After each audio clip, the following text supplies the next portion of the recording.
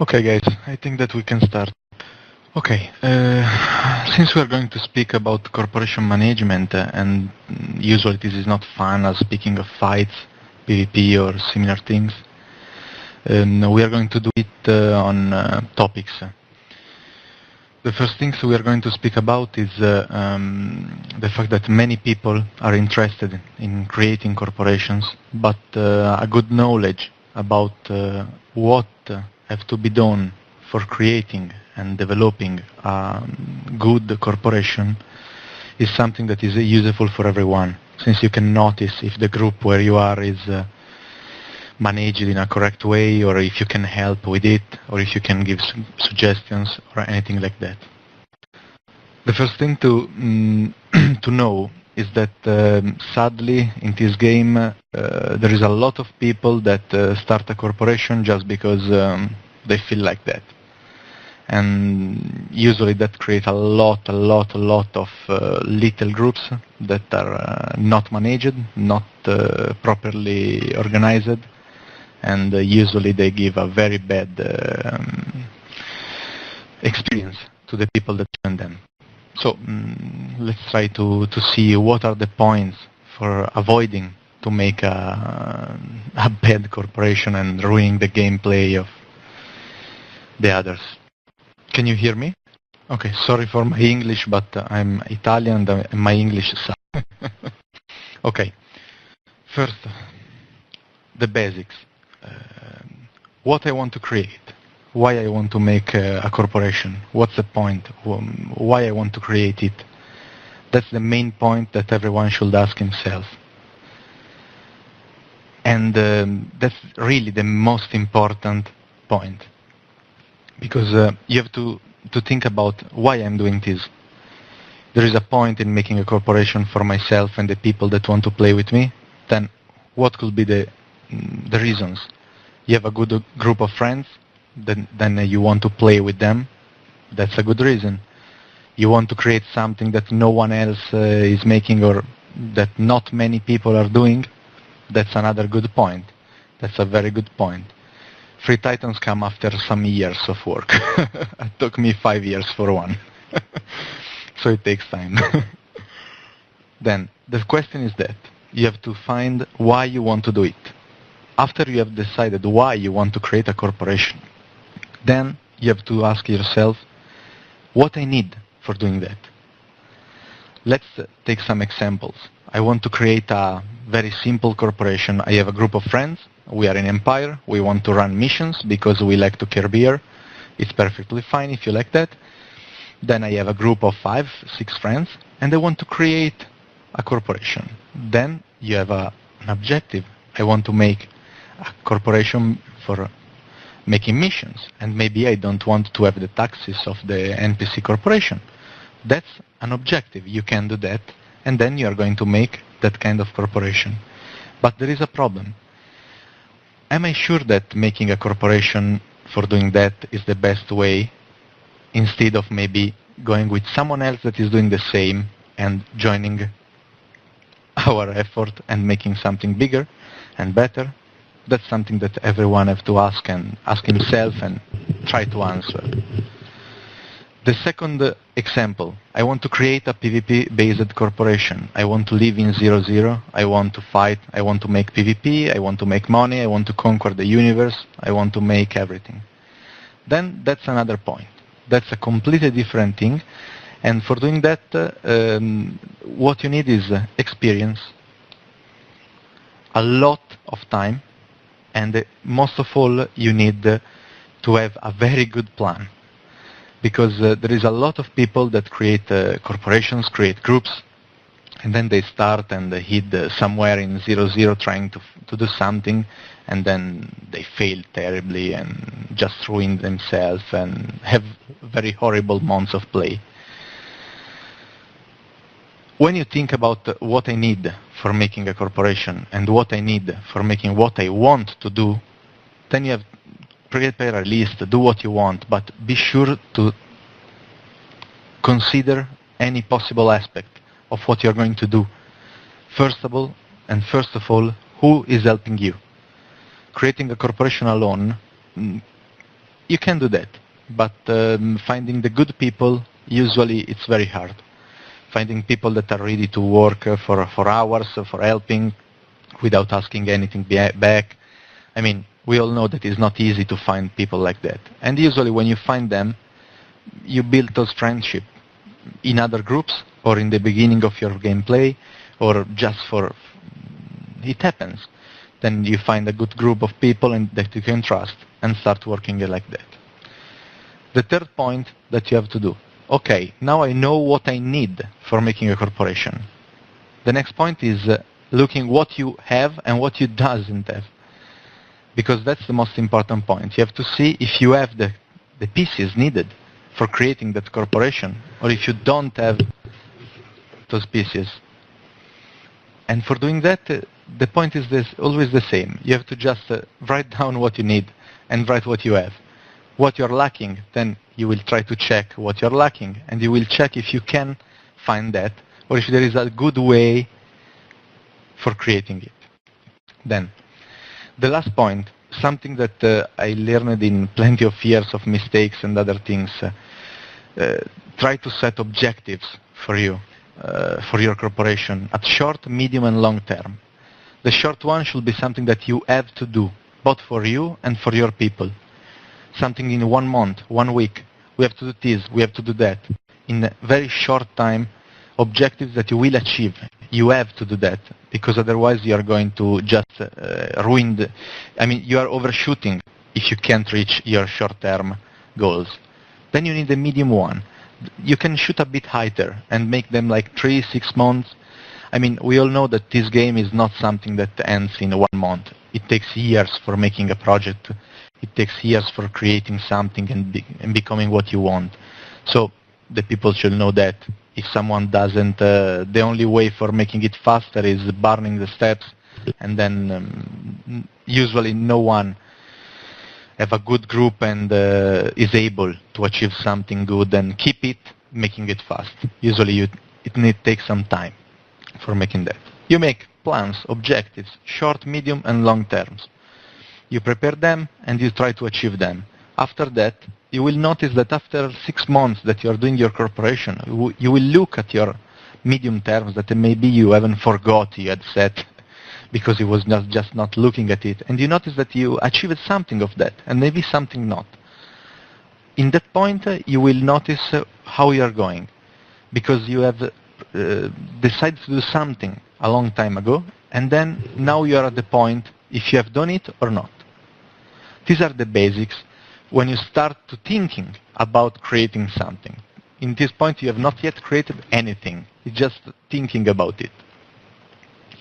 The second part of the thinking is the details, because you have the basics, you know what you want to create, and we have our 2 examples, the Empire-based farming corporation and the 0-0-based PvP corporation. Then the next steps are the most important things that you have to do while creating or refurbishing or managing maybe a corporation that you own for some reason you end up leading a corporation. These are the most important things. The way that you are going to lead. How is this corporation led? There is monarchy. There is people that just do what the hell they want.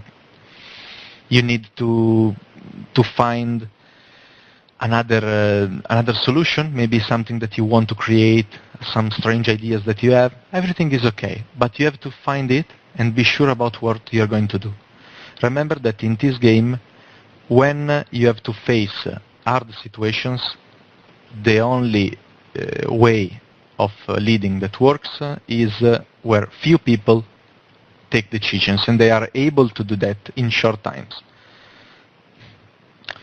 When you will play for the next months, years, you will notice groups of people that have very big problem in giving you answers to what you ask.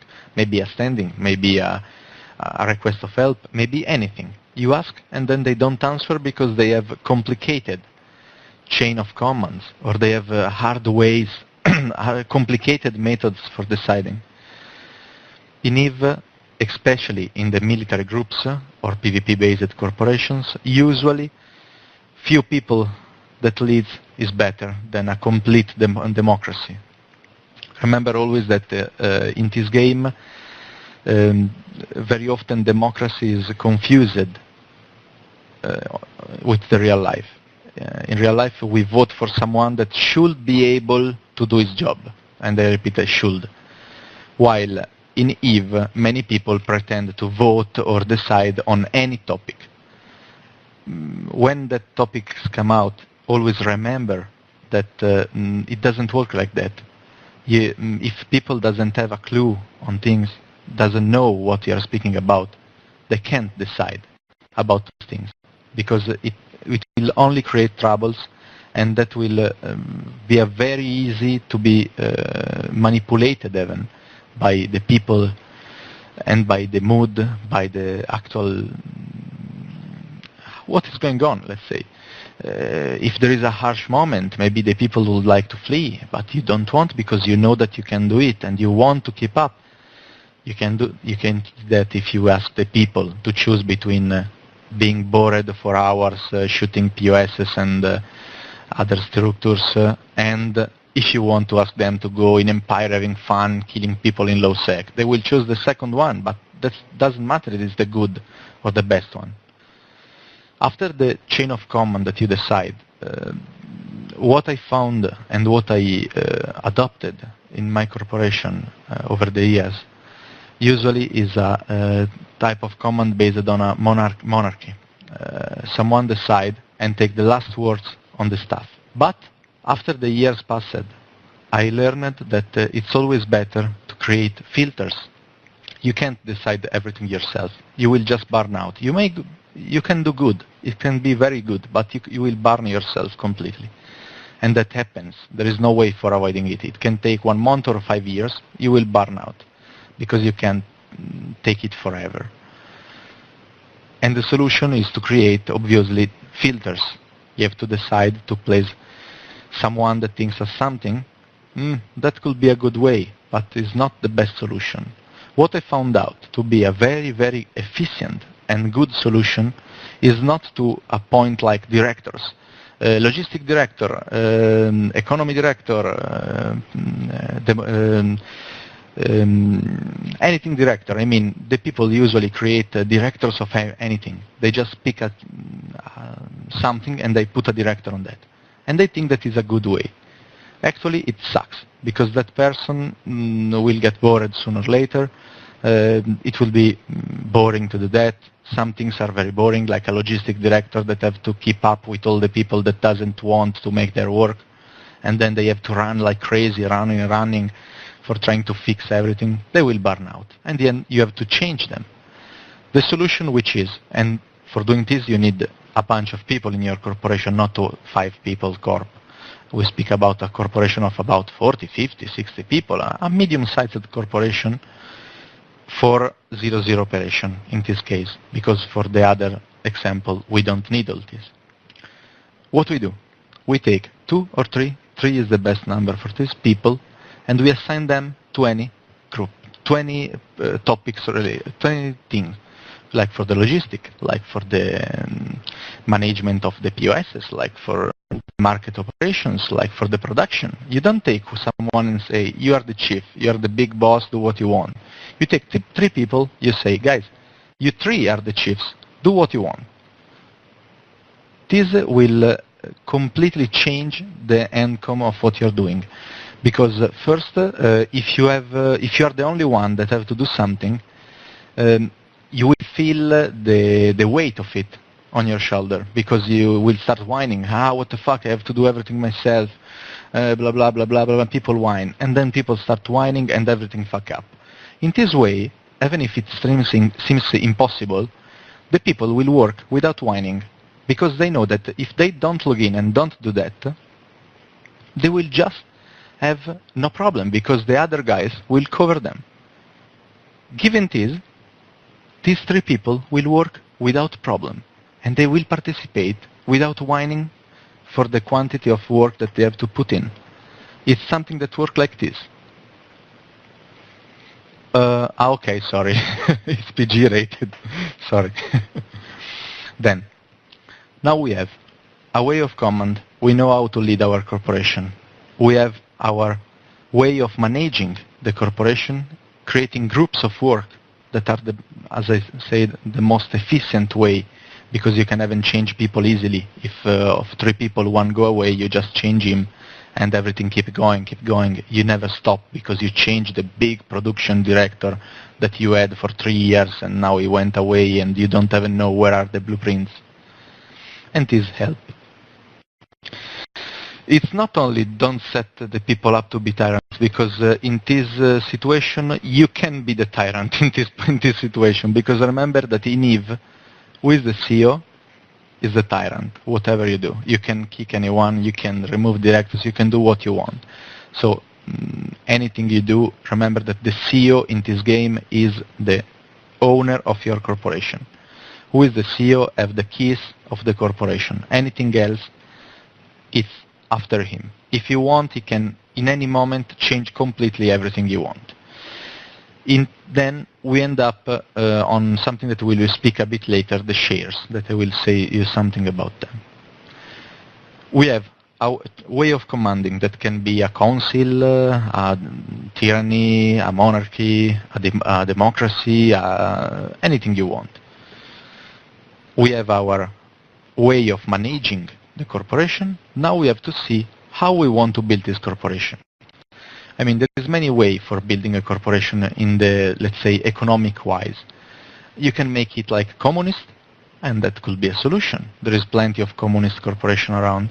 You can make it completely based on self-sustainable people, that corporation doesn't give you anything. This could work, for example, in pair-based corporations. You don't need that, so there is no problem.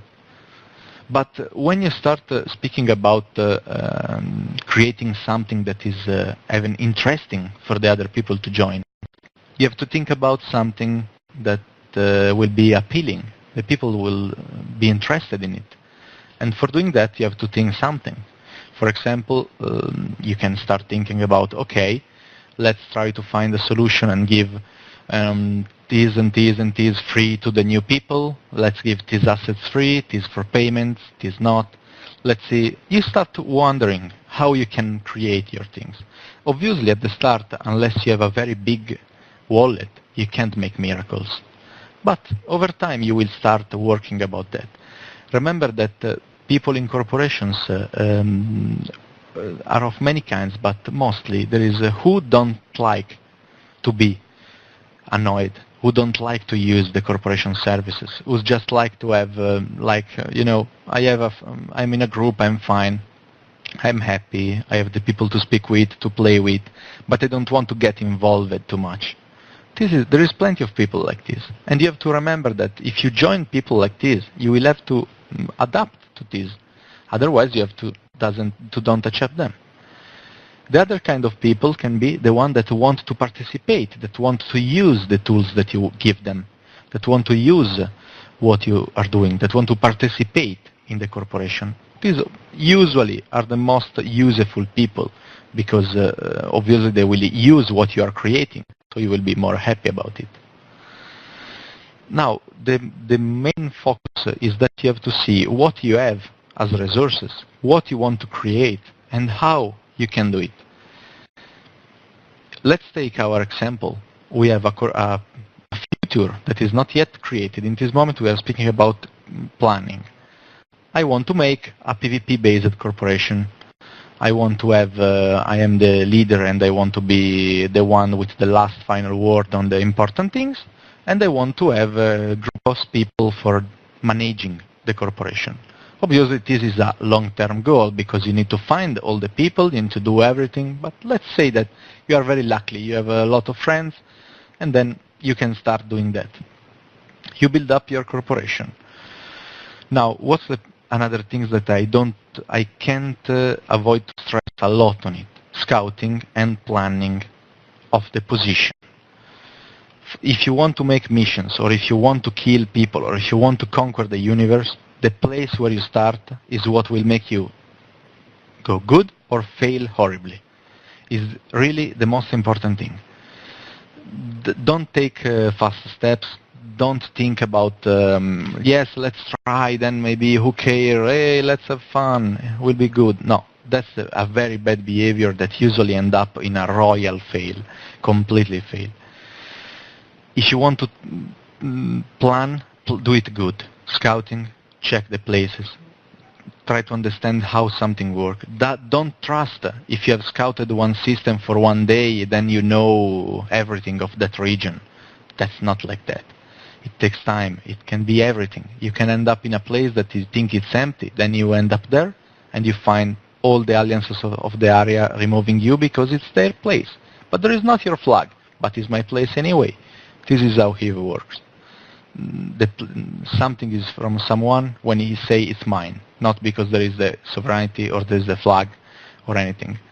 If you go in the space of someone else and they own it because they say that they own it, it's just the military power to remove you from there that shows what is from who and not. So scout accordingly, don't make mistakes, try to check as much as you can the places and everything related to that. In our example of our empire-based corporation, obviously we will have to look for a good place for placing, for making missions, or maybe we want to make complex, we want to make epic arcs altogether.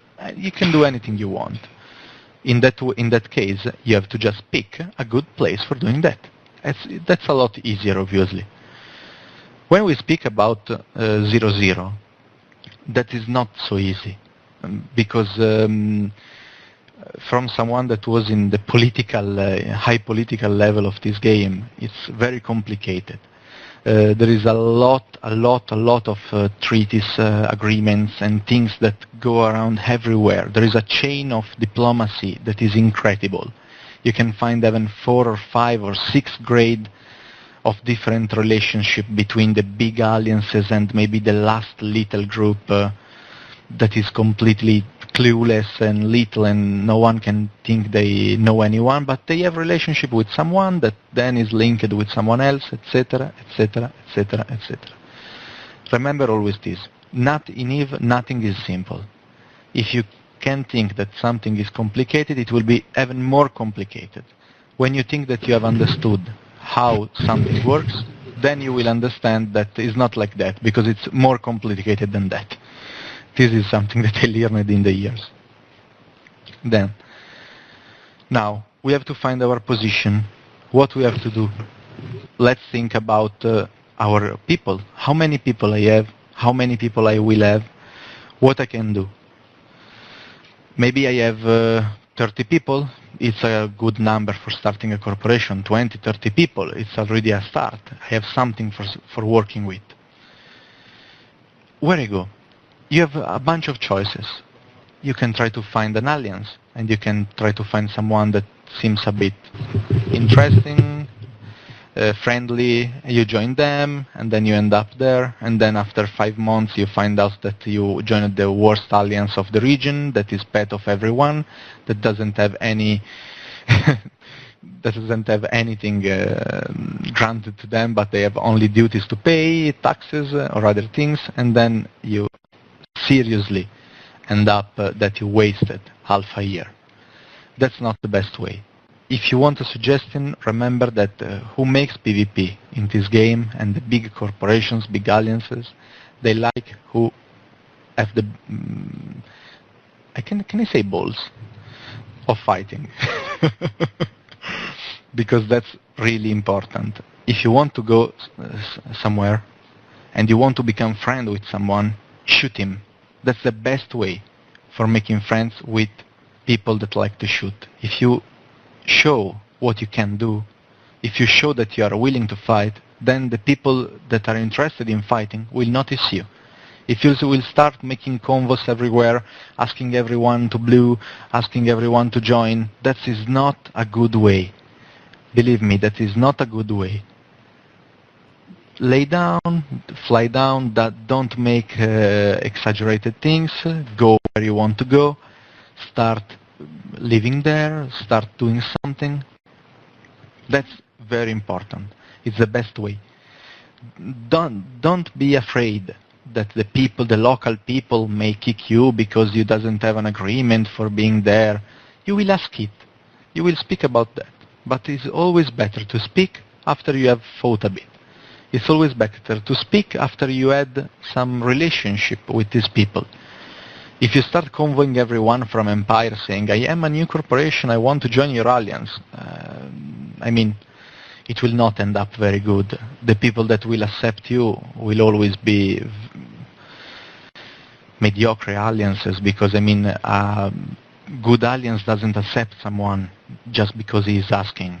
They want to see something before. And you don't have a kill board yet with good numbers because you are just born. You don't have the numbers, you don't have something. So it takes some time. It takes some time, and the best way for someone that is not yet settled is to go somewhere that you have a very good, and you are sure that that place will be good for what is your experience. Obviously you can mistake, but for your experience you have to do your best on it. You go there and you start trying to grind up your position in that region, in that place, in that constellation, in that everything. That can be low sec, can be ICE 00, can be anything. Then what we have? Now we have a corporation, we have the people, we have something planned, we are starting to make our business. It works. Okay, now the money. Money is an enormous problem in this moment in EVE. A few months ago, even a middle-sized corporation with some effort, like 6 months of really working hard or something like that, could be able to access to high-end moons. Maybe even one dispersion moon was at least for replacing all the standard ships that you lost in your fleet fights if you was fighting like one time a week in big fights that you refunded. Now it's not like that. In this moment you have to find a good way for making money, or you have to find a way for not needing money. What are the things that you need money for sure, that there is no way to avoid to spend them? You need money for offices, but that usually is not a crazy problem unless you go in a very busy hub. In that moment you will find something like even around 100 million a month you can spend, because sometimes it happens that you end up in a very crowded place, but you need that and you spend this money. Otherwise with 10, 5, 3, 5, something like that, you end up okay taking offices. Then what you have to spend? Actually, that's the only things that you have to spend, because the other things you have to choose to spend them. But after all, most of the corporation try to provide some services. Otherwise the people say, hey man, why should be here? If I play alone it's the same, why I'm here?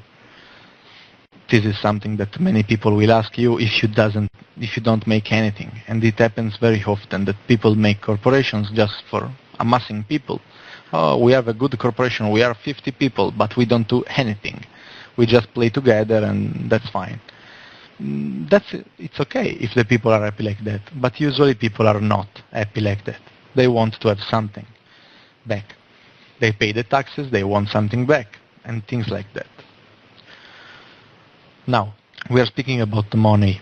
There is plenty of ways for making money, but this is mostly related to how you are planning your corporation. If what you are interested in is making PvP, for example, you will need some money, for example, for replacing some kind of ships, or for giving ships to the newbies. You will need money in any way. And then at that point is something that I can't say you do like this, do like that, and you're fine. Just remember this, making money in this game is not hard for an individual person. Making money for a corporation, if you start from scratch without money to invest, can be very hard. So usually at the beginning you will need the help of the people to take the money from the wallet and help and build up the things. Then you can do what you want, production, trading, anything you want. Now the last point in this first part about how to plan and create and start a corporation. The look and the public image of your corporation, and it's very important. I mean, if you end up somewhere, and I'm speaking about a place where you have to have diplomacy with others, and this means 0-0, low sec, or things like that. In ISEC, you can just live alone without speaking with anyone forever, and no one will ever complain. But if you need to have some sort of diplomacy, try to understand what kind of image you want to give to your corporation. This is very important. If I want to be a group of PvPers that we kill everyone, then you should try to stick to that image. Because if you start to whine, to complain, to act in a bad way, and like making the Kirbyr while you go around pretending to be a good PvPer, that doesn't work. You have to create an image of your corporation, and your diplomats or the people of your corporation that will speak with others need to know what kind of line your corporation is following. If you want to be friendly with others, if you want to be harsh, if you want to be helpful, if you want to stay alone until you don't decide that someone deserves your words. This is something that you have to decide. You have to find how you want to act. What is the mood, what is the way that your corporation acts. Then obviously you will have some random member that starts smacking in local and maybe convo someone with stupid things. It happens. It's okay. But the main image of the corporation is something that you have to decide and try to stick with it. Because the worst thing is someone that pretends to be something and then it's completely different. Last point in this topic, advertising and the web. It's very, very important to use as much as possible the web and what we can have from APIs and the other tools given by CCP. Good API-driven websites created by yourself, by your coders, or found on free on the internet or with fees in ISK, everything is good. But remember that a good management tool saves you hundreds of hours of work in the year, because it's something that is completely not possible to be, let's say, I mean, you have to do it. Because, for example, post-management, now it's a bit less important, but when people use it to have 100 POSs, if you had a good API-driven website for it, it helps. Crimson Scarab, okay, thank you. You have the microphone open. When you create these tools, try to find the best you can. Help yourself as much as you can with external tools. There is plenty of tools for everything, like management of hangars, management of POSs, even API-driven forum authentications. Use all these tools. Don't let them go away, because it will make your life a lot simpler. For example, a forum driven by API authentication. It means that people will just register themselves with the APIs. If they are in the corp, they are in the forum. If they leave the corporation, 1 hour later they are out of the forum. They can't access it anymore. You don't have to manage it. Try to reduce as much as possible the places where you have to change something. Try to have as much centralized as possible the database of your people and what they can and what they can't do. This is for the web-based things. And last, always have a good killboard. That is very important. Even if your corporation have few kills or maybe have a lot of losses, always remember that a corporation without a killboard is nothing. The people will just doesn't even speak with you. If you want to speak with someone and they ask you, give me your killboard link. Sorry, I don't have a killboard. I have the cat in the oven. Sorry, I'm busy. Or something like that. It will be the answer. Okay, this is the first part. Now let's have questions or anything else that you want to ask about the planning and starting up a corporation. Anything that you want to ask, please go in the chat and they will answer all your questions. Minimum number of people? What you need? You just need like 1 million for starting a corporation. It's very easy. It's not a problem. You just click on create corporation on your management, on your character sheet under the details, and then under the corporation sheet. You just open it, you click create new corporation, you type the name, the ticker, and that's done. Regarding spice, that's a pretty tricky topic because it's all based on what kind of corporation you have. Spice on a high-level gameplay of EVE is really a big problem. Usually, one of the easier thing to avoid spice is to not having too much secrets. Because if you have many things that you keep under the rugs, then it will be more appealing even to spies to find them out. Always try to have yes, I know, man, that sucks. It happens. The problem is that for avoiding spies, the best thing is to avoid to give roles that are not needed.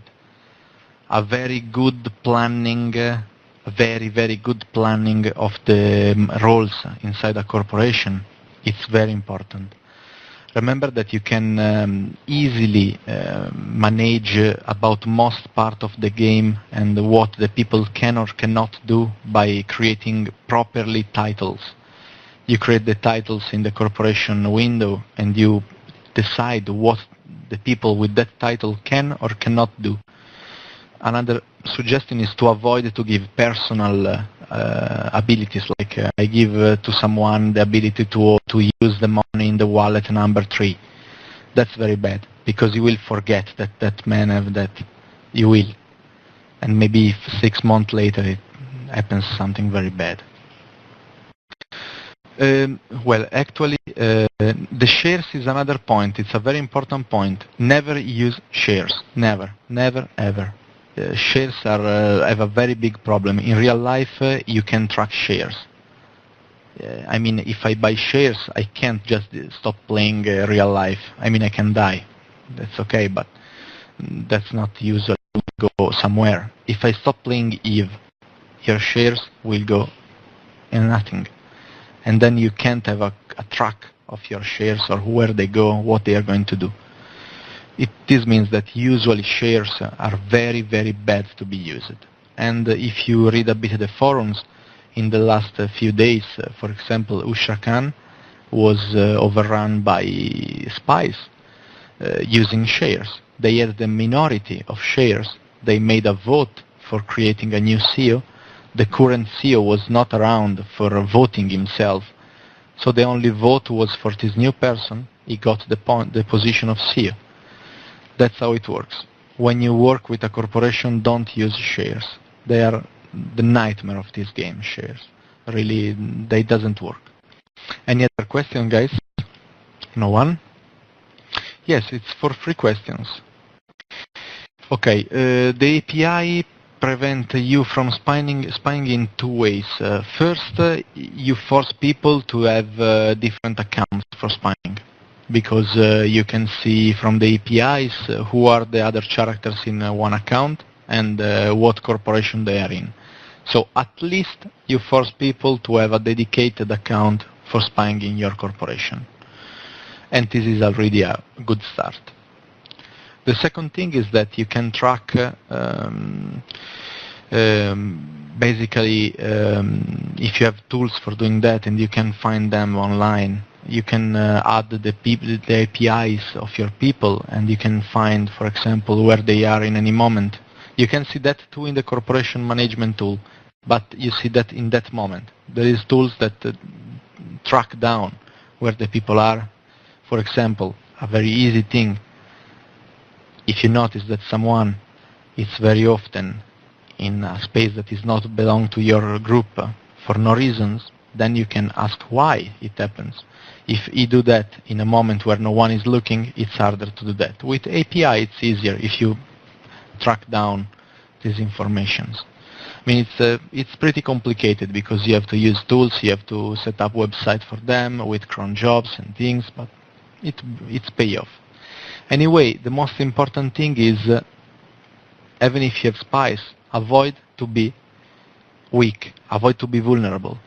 It's easier to avoid to be vulnerable than to try to avoid spies. I mean, there is no way for really avoiding spies 100%, even if you know all your people by face. I mean, you can have a spy that you know from your neighborhood too.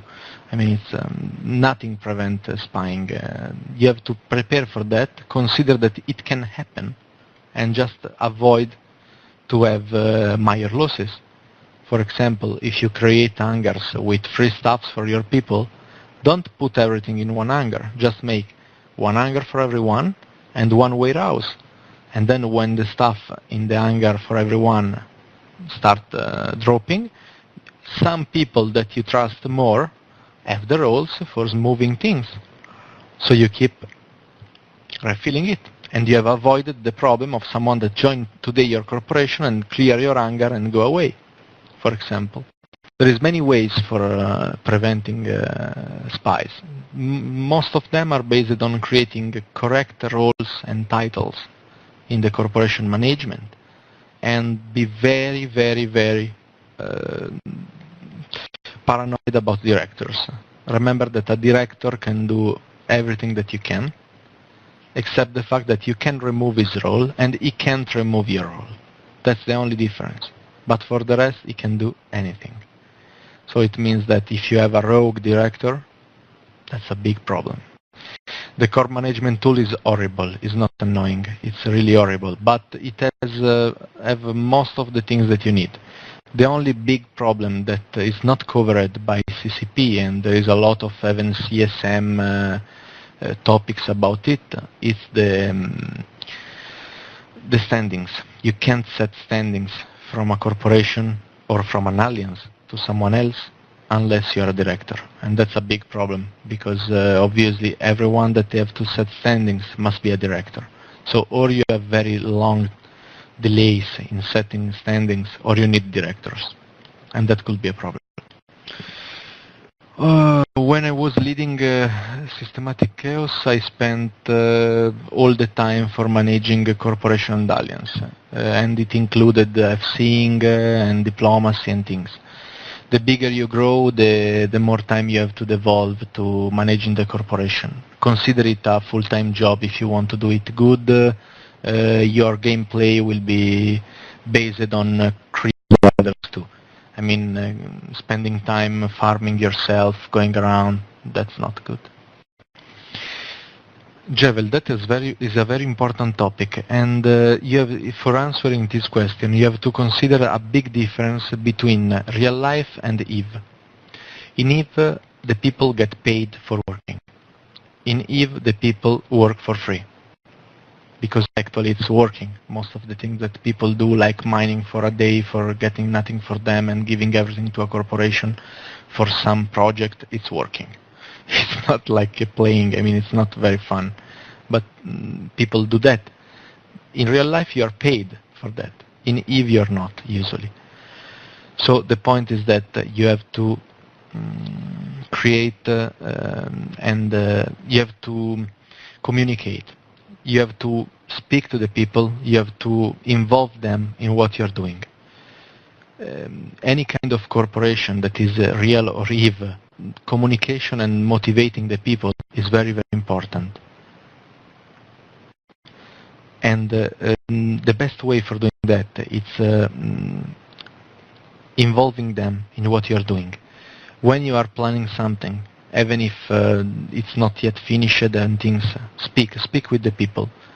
Try to involve them. Try to have their opinions, even if at the end you are going to decide by yourself, for example. Asking people, having their ideas, or just talking about something in public with them. They will hear, they will notice, even if you speak with other of your officers, but in middle of the others, without staying in a private channel, just speaking between everyone. It helps if you can do that, and it's not a super secret project, blah blah blah blah. It helps a lot. Ask people what they think that you can do for making something better. that helps the people get involved in the corp. And for involving people in the assets, remember that if you work hard for something inside a corporation, then you will respect it. If you have everything for free, or you don't do anything inside your corporation except farming or grinding or just going around and killing stuff without any other kind of relationship, you will have no attachment to the assets of your corporation. So the best way for making people love their assets and of their corporation is making them work for earning those assets. In that way they will think, oh, we spent 5 months getting this stuff. Let me read the questions. Industrial corps recruiting. The recruiting is something I will speak later on the next topic. But I will I will remember your question. Yes, Devil, that's the correct answer. And you have said a very important thing. I know that it's very bad to say it, but the illusion of it is something that very often you have to use for having success in managing a corporation. I mean, I know that it's not nice to say, I know that it's bad. This is a class about corporation management, not about what is the best for the universe or the best for everyone. It's about managing a group, and in that you need that too. You really need to involve the people. Sometimes you can involve them for real, sometimes you have to make them feel they are involved. And that's part of being a good leader, a good manager of a corporation. Let me read. Allocation you suggest to find activities ideas. Actually, that is only based on experience. I mean, for example, you already said one, EVGate trips. You do that in E-UNI, you can do that in your corp too.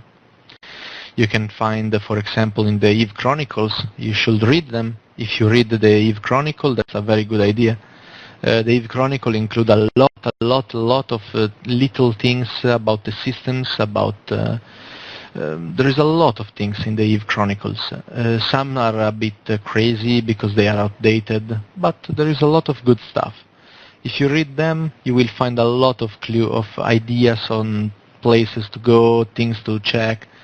When someone will speak about the Gallente and Caldari war, you will know what they are speaking about, and you can say something nice. I mean, it's important to make the people understand that you know something about what you're doing. That's always important for a leader of any kind. Levy Brick, regarding the corp that pay members for their work. Yes, usually it's not so common to having paid directly for their work. It's more common being like sharing the income. Like we go mining all together, we mine 25 million worth of things and we share that in 5, for example. That's more common. Being paid in a hourly basis or daily basis, that doesn't work so much. Usually the people, the most used way is when there is corp activities, people work for the corp. I don't think it's a good idea, Balagno.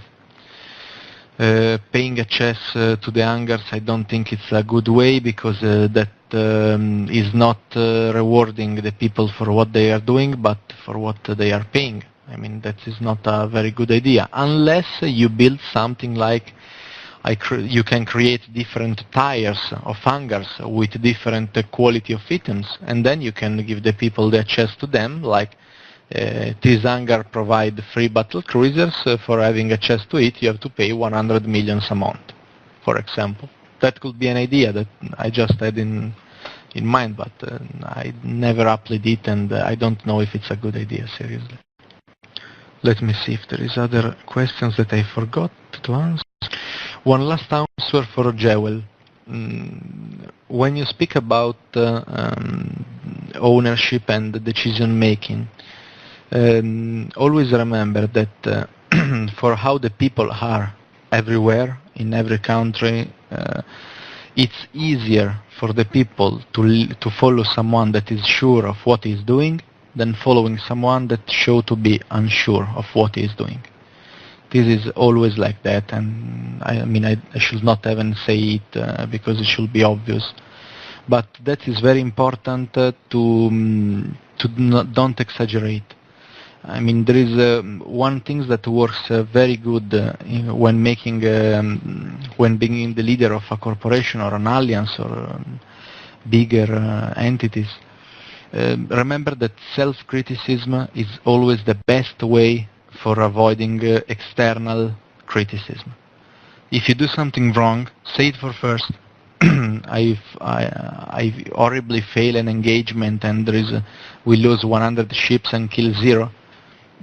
State that is your fault. Easily. Don't try to avoid your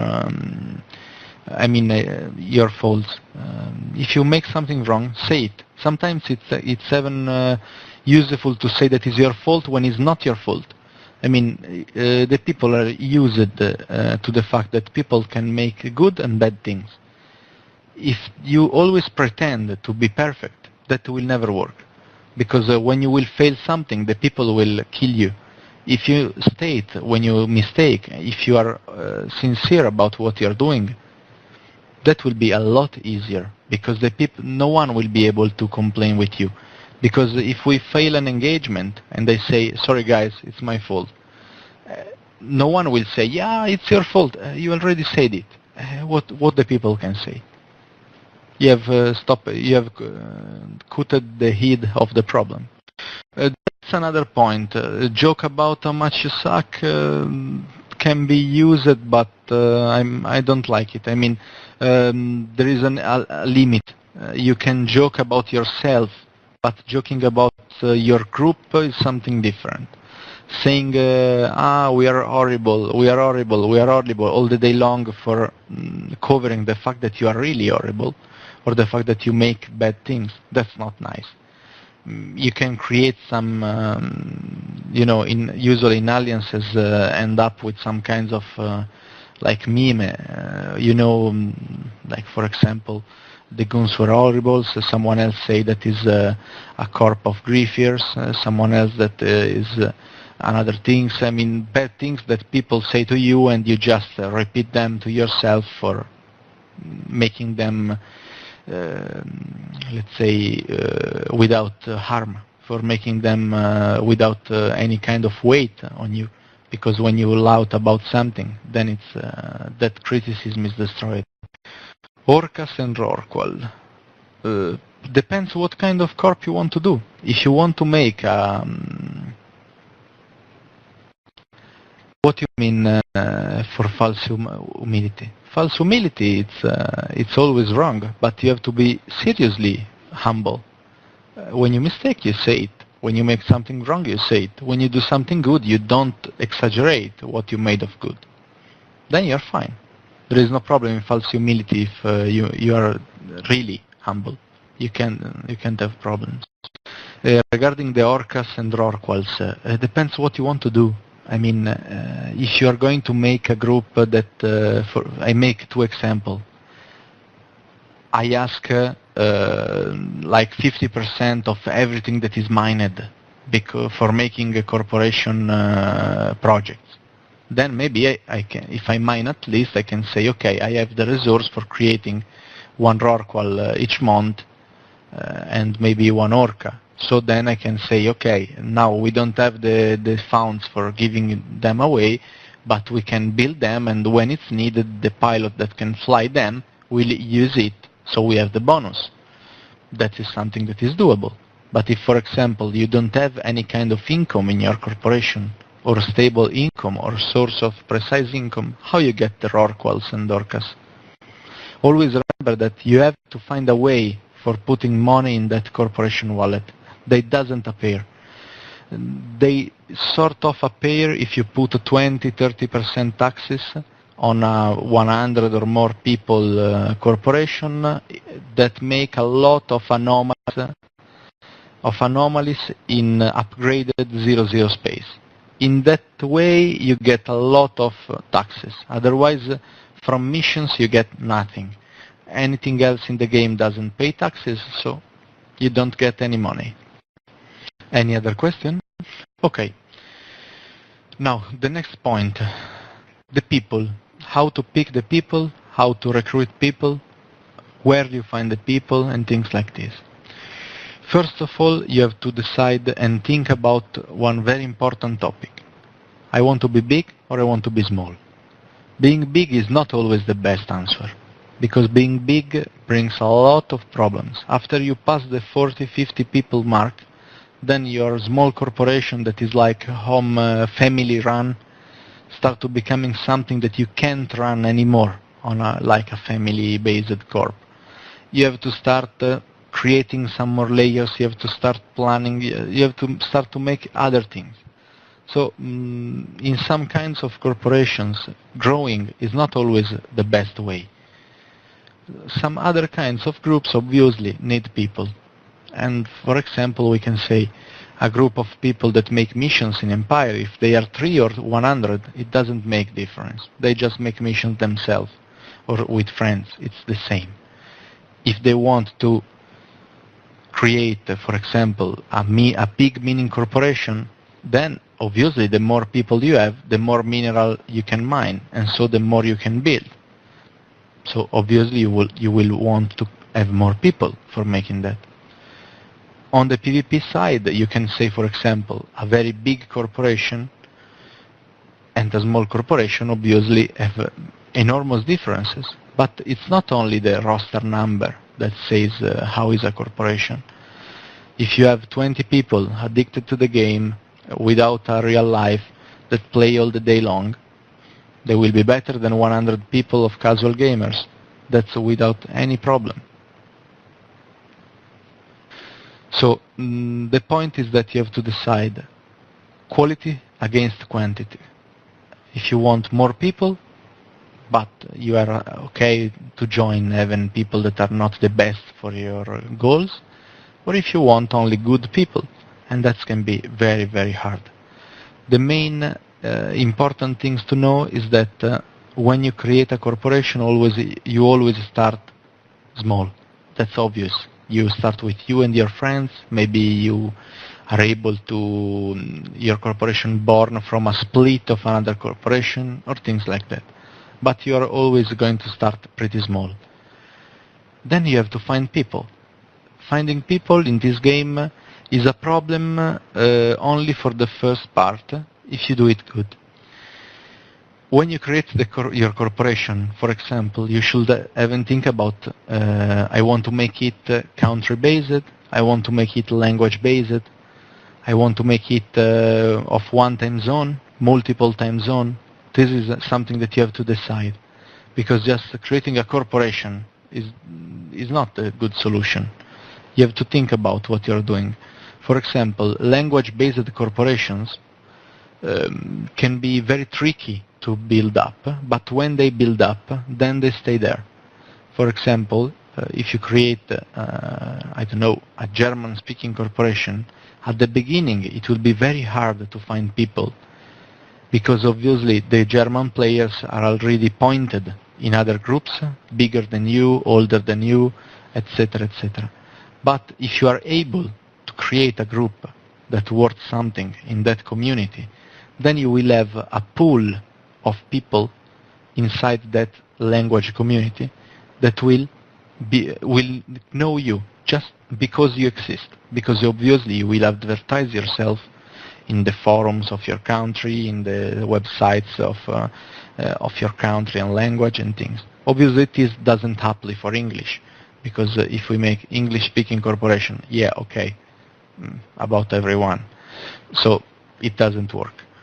But for other countries it can work, and sometimes it's very interesting, because especially in some countries people don't speak very good English. For example, in Italy, Italian corporations are very used and are very important because we are ignorant. I mean, very few Italians speak English. So we stay in our language corporation because it's easier, and people otherwise would have to learn another language. The Russians are another group that stay very often together. But there is not only that. There is plenty of corporations or even alliances that are language-based. When you create your corporation, remember these things, because it can be a good or bad thing. It depends how you manage it. If you want to create a language-based corp, then you need a very, very, very good advertising in your country forums and things, and channels, in-game channel, and try to find people. That will help. Then, someone asked, how do I recruit people without looking like I am an easy target?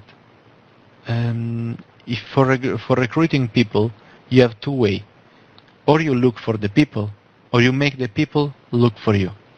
There is no other way. A new corporation doesn't have the second choice, only has the first choice. You have to look for the people. And that means that you have to put yourself in vulnerable state of asking around, of spreading your name. There is no way for avoiding that. The only thing that you can do is avoiding to act like you are desperate. If you act desperate and you start asking people to join everywhere, you will go very bad, because no one is interested in someone that hunt for you. I mean, I am maybe a new player. I am being hunted by someone to join him. I mean, even if I can think that I am a very good player, I mean, I will never believe that these people are very, very, very good if they hunt so much for people, if they strive so much for recruiting people. It's very often more effective to not spam, not hunt too much, but just inform. Inform people about what you can do. Create a good advertising in your website, for example. Use all the tools that you can. For example, create a good manifest where you say who you are, what you want to do, what are your basic rules. Try to create a document that is very easy to read and regroup everything that you want to make someone know for choosing you. This is the best thing that you can do. Create something very easy to understand and make that. Think, for example, joining EVE Universe for some people takes 1 week, but they are waiting all the day in the E-UNI channel asking, what, I'm in line, oh, there is a recruitment officer, blah, blah, blah, blah, blah. Why? Because they are interested in joining this corporation. Actually, it's an alliance. In joining this group because they are interested in it. They want to do it. So they are okay to waiting, to striving for it. And that build up interest. Now, you can't do the same when you start, because obviously if you make your corporation, you make people wait 3 weeks for joining, and you are a 20 people corporation without any story, the people will just ignore you. But you can find a middle point in this. For example, you can avoid to recruit the people like, hey man, I was thinking about joining your corp. Ah yes, okay, click there, it's fine, okay, get in corp. But the people want to feel at least that you are trying to filter who is joining in that corp. When you ask someone questions, when you try to interview him, when you try to find out who is the person that you are joining, it's not only something that you should do for you, but you are doing that even for who is joining. Because who is joining will think that you are filtering the people. So it means that he will find people that are filtered, and not just everyone. So he will be more happy about it. These are all little things that you can put together. Then, one of the biggest thing that I found out in these years, I don't know why, I don't know how, it's completely easy, and I spent weeks thinking about why I didn't make this from the first day. Tutors and mentors. It seems stupid, but it's the best freaking way for making something work. When you join a new member, you make like this. inside your corporation, you find all the people that know the corporation and are in that corporation from some time. And when someone come in the game and they come in your corporation, you say, okay, man, what race you are? I fly Amar. Okay. Who is Amar without, we call them Padawans, without a Padawan? And then you find someone that is free and you assign that person to him. It's completely easy. You have to do nothing about it. You don't have to train the people. What will happen? It will happen that this guy will be will know that he can ask something to this person, and it will create a little bond between these people. This bond will not last much because it's like 1 month, 2 weeks. You choose how much you want to make it last. But the real deal in this thing is that it will help a lot introducing these people inside your community. I can't explain why precisely it works like this, but if you, when someone joins, you point him to someone to be his mentor, he will find a very, very, very easy way to get inside the community and getting inside your people, inside your group, and being part of your group, because you always have someone that legitimate his questions. For example, when he will ask, sorry, how I can do this, and your mentor asks you, do this, ask to that person. You feel in right to doing that, so you do it. And you don't have the problem of being shy or you don't know what to ask and what to do. Precisely, Javel. That's the point. This is a very, very, very gold trick to use, believe me. When I made it, it completely changed completely how things worked, because it was completely removed the problem of training the new people, completely removed the problem of integrating the people, and most of all, boosted in an incredible way the amount of people that subscribed again in the game and stayed in the game. There was a moment when we had an average of 6 or 7 people that was subscribing after the first month that they stayed inside the corporation. I mean, I speak about noobs that come from like 1 month of play or few weeks of play after the trial. After this, we spent like about 1 year and a half with 100% of people stayed in the game for at least a bunch of months after making this change. It was incredibly effective. So you can use it for yourself. Then, the last thing about the people. When you recruit, try to find something that you have of good, and don't exaggerate it. I mean, it's way better to recruit people saying, we are a group of 20 people, we make mining, we have a chest to 0, we can mine this mineral, we have one Rorqual, we have the 10 people in Hulk. It's way better than saying that you are the freaking best miners of the world, that you have a fleet of Rorquals and Hulk that's triple the universe, and you are the best friends of Sir Molle. I mean, it's way better to be sincere, but find something good to say. Being too sincere about your weakness while recruiting is not the best thing to do. But at the same time, try to be sincere. It's useless to cheat people to join your group, because they will just notice it and they will just flame you, and then you will find very bad posts on the forums and things, and I mean, it's not nice, just cheating people. Try to find what you have of good. If you are making your corporation and if you are working on it, it means that you think that you have something good. Otherwise, you are not making it. Find that thing and use it as advertising. That can be the fact that you are a very friendly corporation, that you have a very good PvP-based base of player.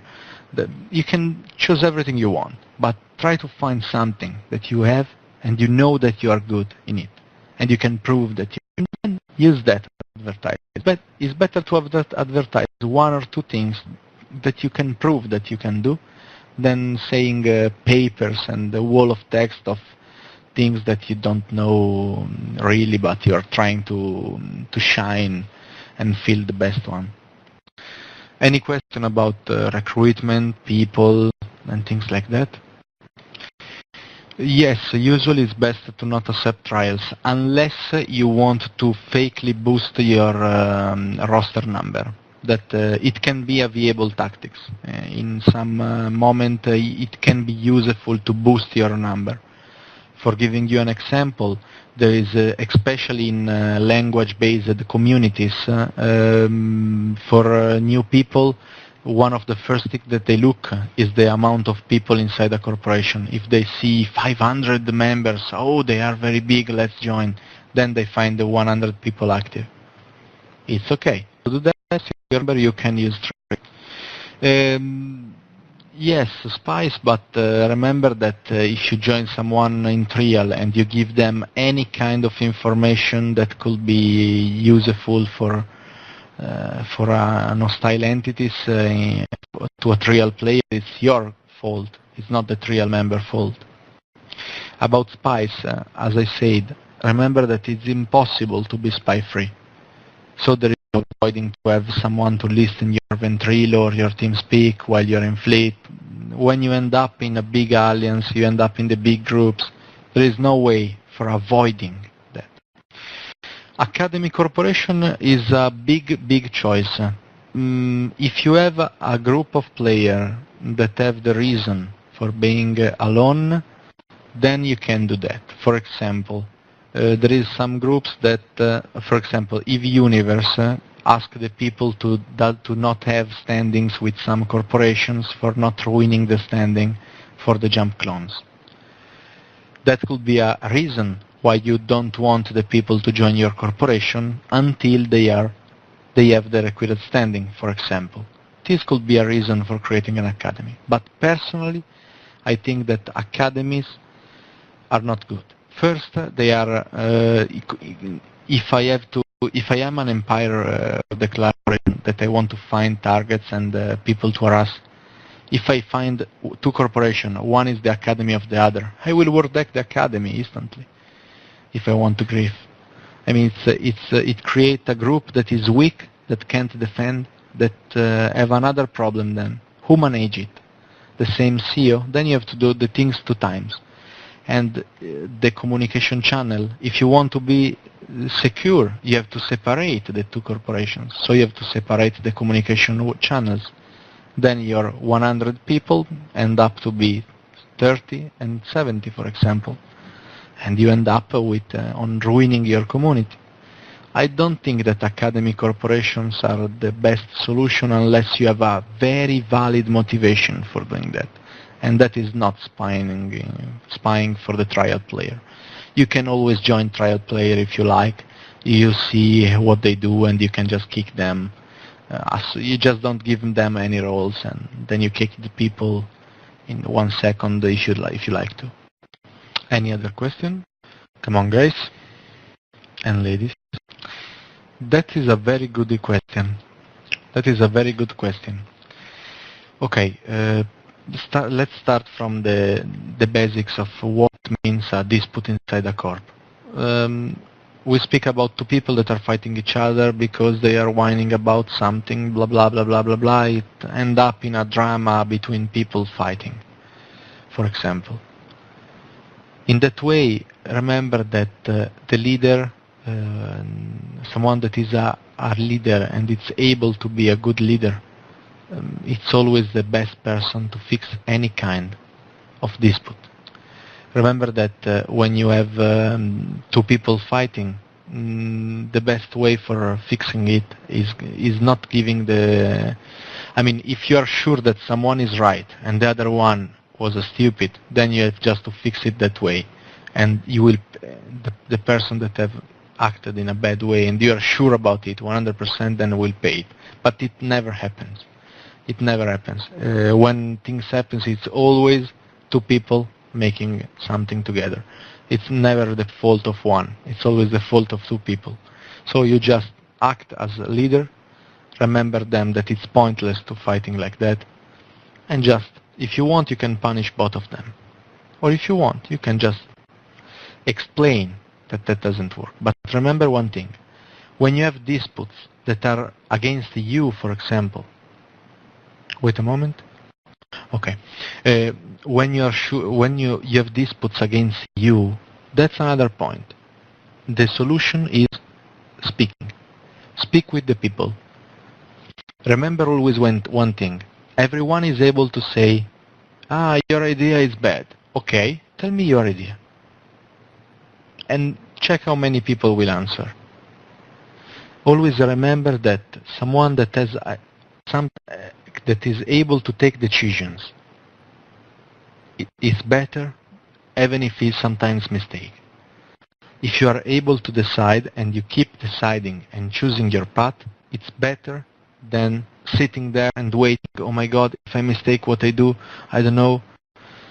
That's horrible, and you will never create anything of decent. You have to be sure of what you are saying, even if you are not. Pretend to be sure. It helps, but the people need to be, if they are led by someone, they need to know that that person is sure of what he is saying. And this will even reduce the disputes against you inside the corporation. Because the easiest way for getting out of any kind of conflict inside a corporation where people complain with you is asking them what they want to do, what you will do. The best answer they could do is, well, it's not my job, you are the CEO, it's not my job to take decisions. And so you will answer him, okay, your job is to follow my orders, so don't complain. It's pretty easy. When the people complain, try to get the best out of that, because very often the people are not stupid, they have a point. When you are leading, you are focused, you have 200 things in mind, you are thinking about everything, you have a lot of things to think about, and very often you will miss something. So listen to people, self-criticism, listen to the others, speak. Try to involve the people in your decisions, make them at least feel like you are caring at their ideas. Then you maybe do what you like, but that's a good point. Remember that when you are going to propose something, I give you a little trick that it happens in real life, it happens in EVE, it happens everywhere. When you want to propose something, always remember that the way that you propose something will make the result. If there is a vote after it, or if the people have to decide yes or no. When you want to have a sincere answer about what you are asking, don't say that don't say it like if for what you want. Try to be very careful at making it very neutral. If you want the opinion of someone, don't ask something with effort, with putting your effort in what you want that will end up. Otherwise, if you want to make something go like you want, it's very bad to say, but a good most of the big leaders are perfectly able to propose something and have all the votes for them, even for something that it's not good or anything like that. It's matter of charisma and ability of speaking. Set up a POS. First, why you want a POS? No, that's not a bad question. Security in low sec. Security low sec is a good solution. Prestige, a POS is not prestige. At least it can be prestige inside your group if you feel like, oh yeah, I have a flying poke stick with a shield around it. That could be good. But it's not prestige for the others. It's only for yourself and your group. It's like a step, but always think about why I need it. I really need it. For security in low sec, that's a good solution. For example, especially if you need to to jump capital ships, obviously POSs in low sec are needed for making people jump there with a lot less dangers than jumping where there is no station, for example. Then, what's the basics if you need if you want to set up a POS? You need the POS of the sites that you need, and you need the modules. But remember that having a large POS is, very often people think that what they build is very strong. You can think that a POS it's amazing. I have made a Death Star that will be really powerful and will save my junker around, or will save my people, or will defend itself from against everything. Remember that 20 people can kill your EV, the best POS of the world, just with battleships. It's not a jet ship. If I come with 20 Dominics with a precise fittings, I kill your complete Death Star in couple mods, and I don't lose even a ship. 150 km without any problem, cross-wrapping. There's a lot of killing, having, and making PSS enabled. And then, if you are against big number of people, the POS will not stop them at all. When you have 100 people in your fleet, you don't care if there is a large POS. If you have to attack something, you do it anyway. Or if you have caps, if you have a bunch of capitals, you just jump on the POS and fight. Remember that POSs are deadly when they are manned. They need to have the POS gunner, and you need 3 or 4 POS gunner with the skill at 4 or 5 for making a Death Star useful against multiple targets. Otherwise, the POS will just spread the fire, and it will be completely useless, even against a small ship. But anyway, if you want to build up a POS, you need to find, you need to decide what to fit on it. Usually, Amar it's comfortable as POSs because they don't need the ammunitions for firing with lasers. Then you have to decide if you want to make it short or long range. Usually short range is better because when dreadnoughts land on your POS, usually they land short. Rarely they land long range, and at short range you can pump a good DPS, while at long you can't.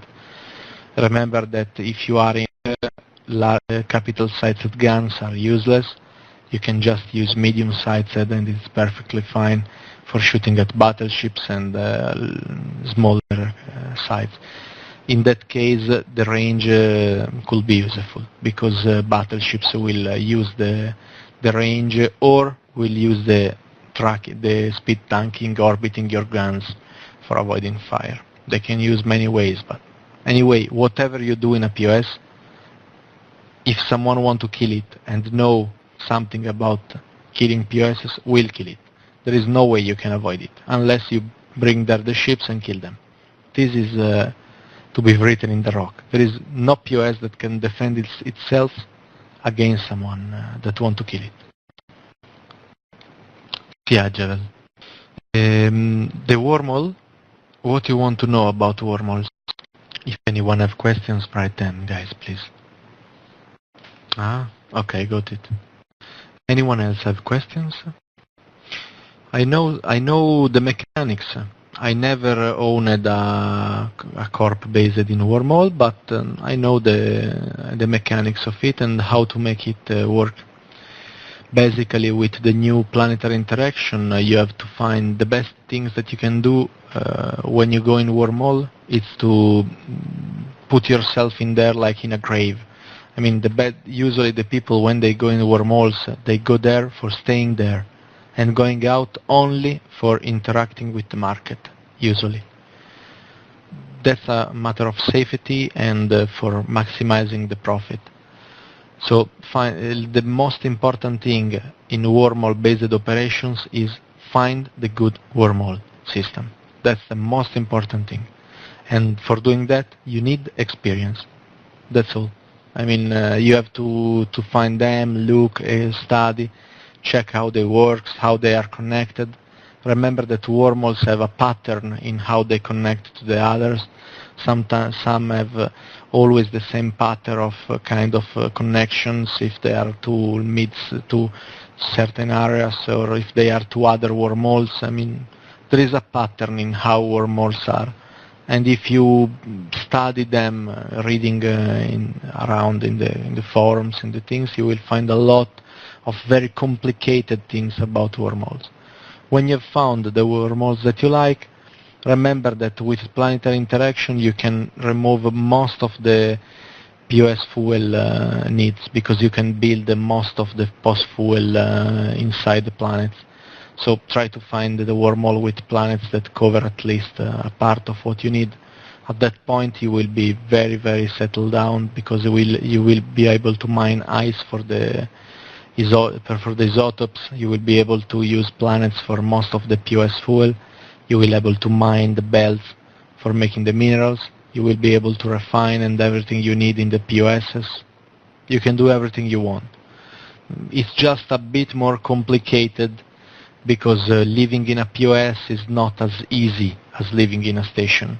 Obviously you have to, it's a bit more complicated, because you have to especially for the fitting, for example, I give you a little suggestion. When you build a POS for living inside, always put not only one, but the storage POS where you put your ships, the things, etc., etc. Try to shape the POS modules in a way where the people are able to reach the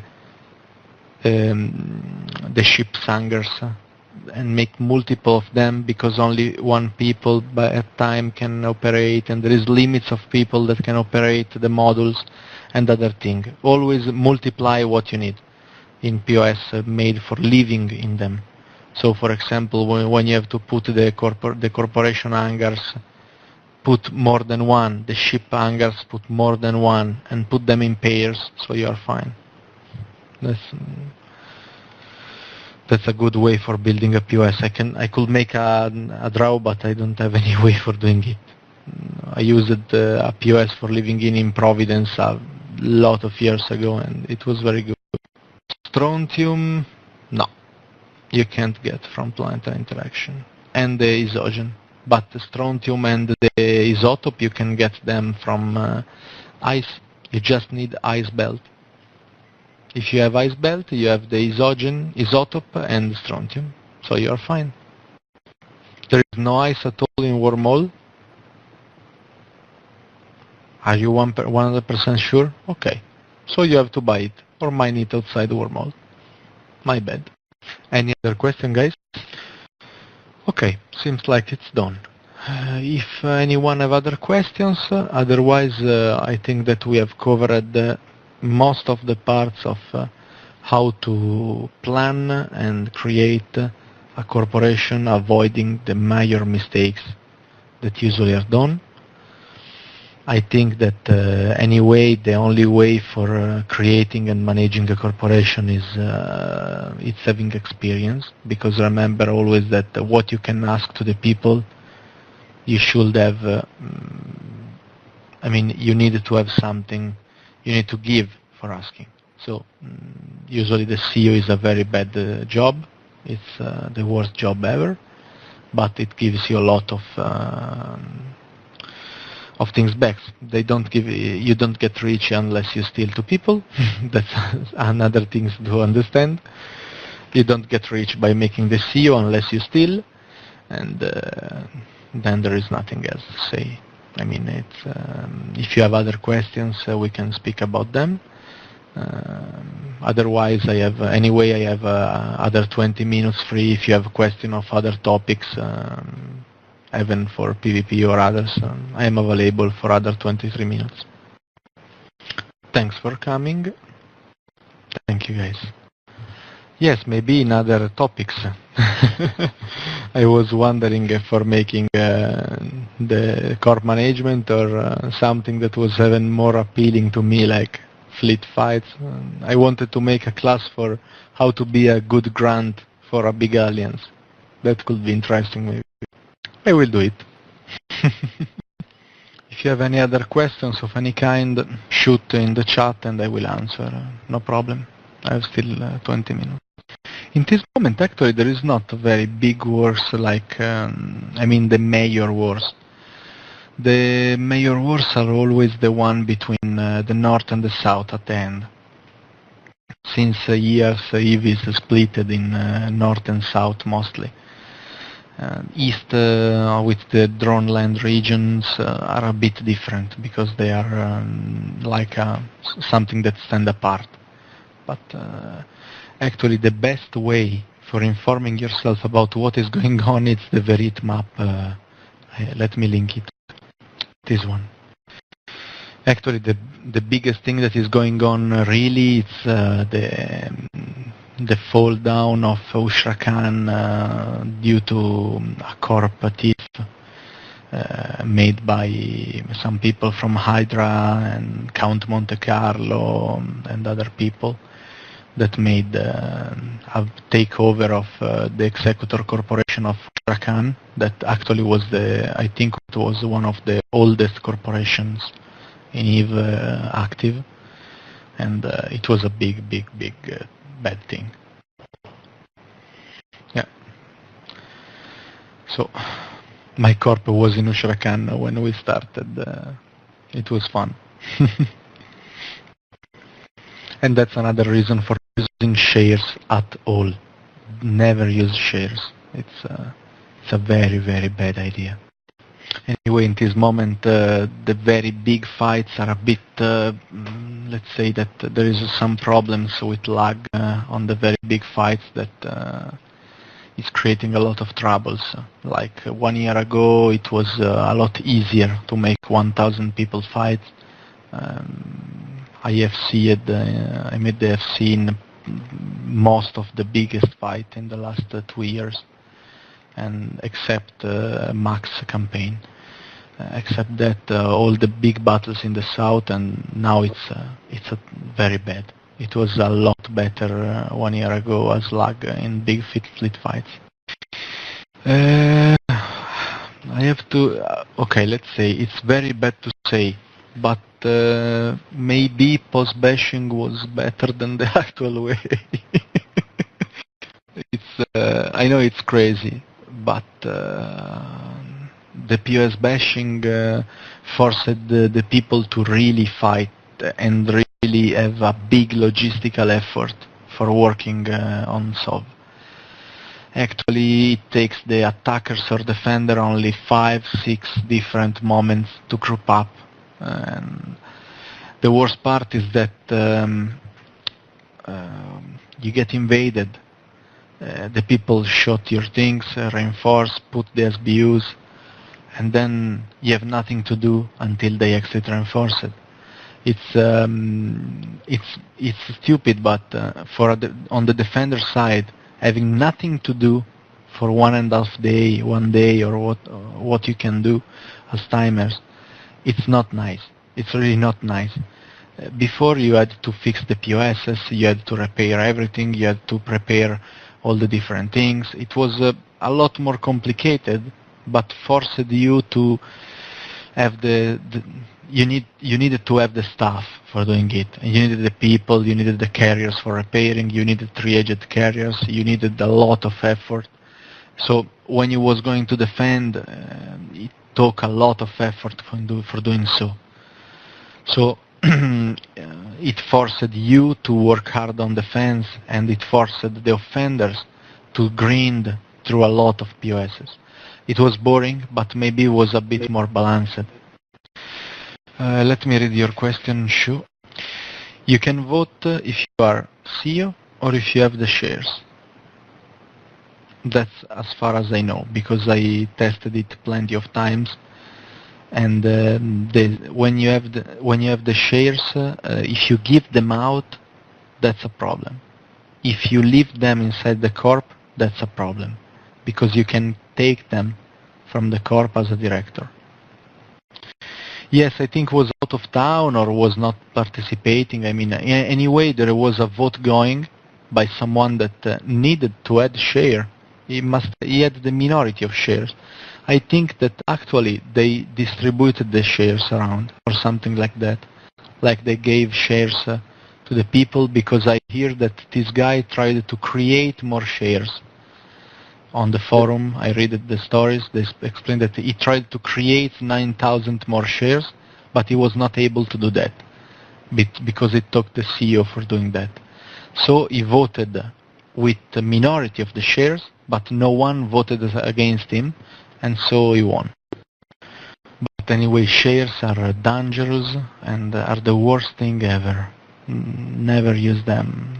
It's very, very dangerous. You can have very big problems. When you create a corp, take the shares, the 1,000 share, take them in your personal wallet and keep them forever. That's all. In that way you don't have problems. The shares can be interesting to be used, like some years ago there was a very big group, the ISS, Interstellar Starbase Syndicate. They created some of the first outposts in EVE, and they created them on a share-based alliance. They created a lot of shares, people bought them, and it was very good, but it was so many people with the shares that it was actually working. But if you give the shares to a bunch of people, it doesn't work. They made like millions of shares and sold them everywhere. It was actually, they stood up, they was not killed and their outpost was not took away instantly because there was investor from about everywhere in EVE. So most of the alliances had invested in them, so they had no interest in attacking them. And the shares skyrocketed. It was like a crazy income for who had the shares. There was some months where selling those shares was incredibly profitable for who had them. But lately the shares were mostly used for scams or things like that, like creating an IPO and I need 10 billions, I give out 10 billions of shares and then I do that, blah blah blah blah. But that's not, it can work, but not for the standard personal corporation that you build and you want to be the CEO and you want to avoid people to destroy your work. Okay, you can do that alone as a CEO if you have the shares. You just go in the you click the BPO inside the wait a minute, let me check it. Politics, votes. Okay, you have to you go in the corporation management, politics, votes, and then you just make create new unlock vote and you choose the blueprint. Otherwise you can do that directly from clicking the blueprint and choosing unlock if you are the CEO, and then the vote will appear in the list. Yes, let's say like that, Warpghost. When used like a public stock, and I mean used as they should be used, they kindly have worked. But when used as private thing, like, yeah, we are all friends, we give 333 shares each, we give 250 shares at each, and then we are all fine, cool, yeah. I know of people that bought characters with shares in them and made votes and made disasters in other people's corporations, for example. I mean, there is no way to have control of your shares. There is no way. You can't have controls of them. After you have issued them to someone, there is no way to getting them back. And there is no way to finding where they will go.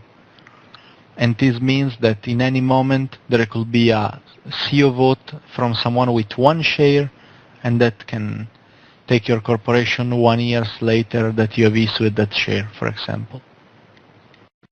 Now remember that in this moment people know about the tricks with the shares. Years ago the people were not aware of what they could do. I mean, if you never had a share, you never had the CEO interface, you never had made a vote, how you know how to use them? You don't know. But now the people know that, and so they use that. Anyway, remember that when you unlock a BPO, you have to confirm the unlock vote. You have to. Otherwise it doesn't work. You have to click unlock, and then you have to go in the votes and vote by yourself. It takes 24 hours, and then you have the BPO is unlocked. And another thing, after the vote is completed, you have to actually go there and commit the vote. I mean, the point is, I unlock the VPO, I vote for unlocking it, I wait 24 hours, and then I have to go again in the vote, and it's a sanctionable action, I think it's called. Let me check how it's called.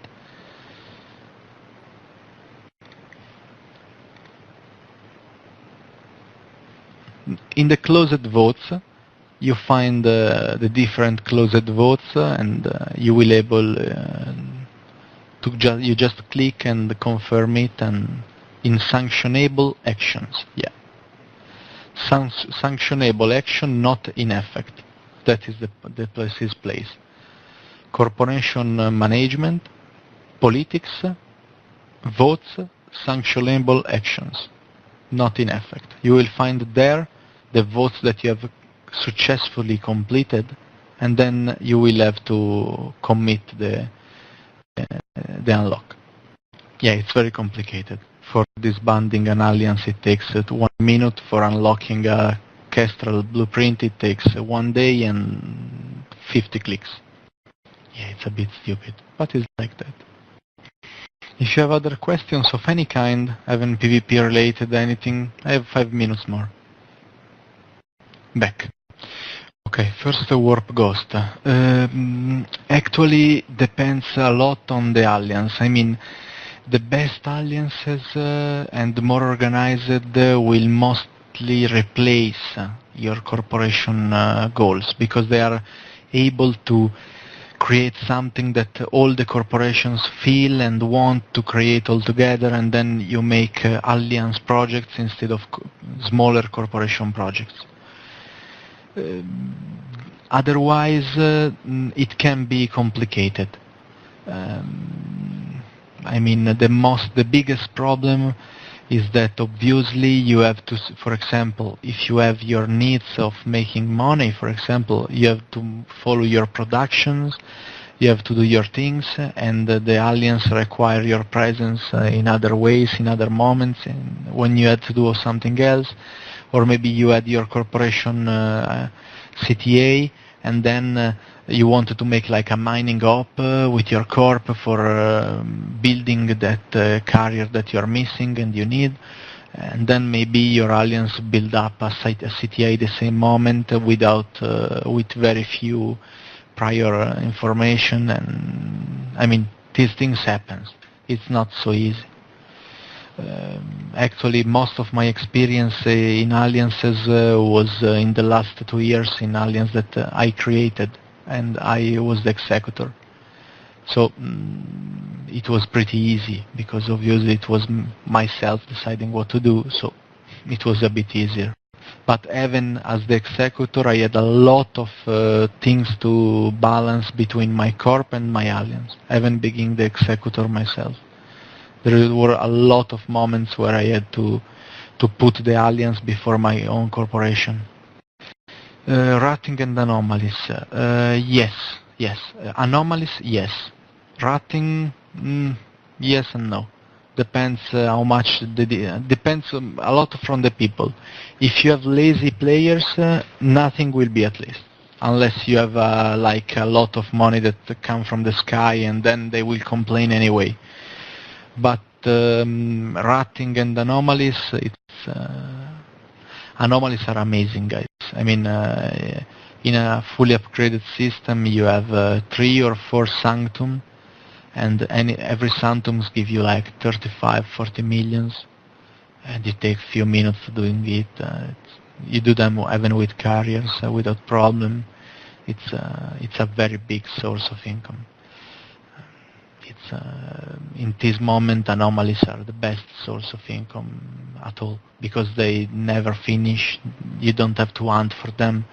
There is a lot of variety inside the system, so the more experienced are the players, the hardest anomalies they do, while the less skilled one make the easier one. It's a very well-made mechanic for giving money to the people. Ratting depends, because if you have a lot of players, you need plenty of space. One, from my personal experience, and I confirm that this is perfectly viable, a corporation of like 50 people to 100 people can live in just one system with anomaly maxed. One system. A whole corporation of 100 people without any problem. You can't do that. Because you all, at the same time, you have like 5-6 people that are farming. They will just farm together and they will make the anomalies. It works very well. For ratting, you need a lot more space, because obviously you have the rats spawn a lot slower. The quality is not the same. I mean, it's a bit different. The next week I can run the how to be at a good grant. I will send you an email with the date and time that I'm free. Okay, guys, it's 2 a.m. If someone have a last question, go ahead. Otherwise, I will close TeamSpeak and rest a bit. That's a pretty complicated question, Kira. It's 2 a.m. Where I am. Thanks to you guys. It was a pleasure. Bye-bye. Thanks a lot. Bye-bye.